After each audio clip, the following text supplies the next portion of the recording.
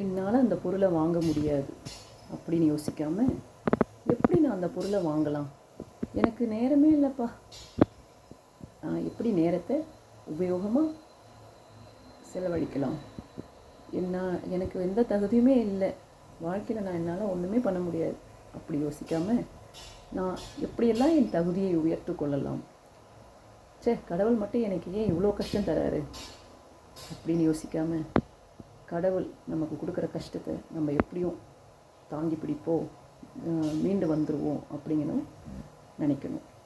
எனக்கு யாரையுமே தெரியாது, நான் என்ன பண்ணுறது, நான் வாழ்க்கையில் முன்னேறத்துக்கு யாரையெல்லாம் பார்த்து என்னுடைய கான்டாக்ட்ஸை பெருசாக்கிக்கிறது அப்படின்னு இந்த மாதிரி விஷயங்களை இப்படி சிந்திக்கணும். வாழ்க்கையில் நேர்மறை சிந்தனைகள் இருக்கணுங்க.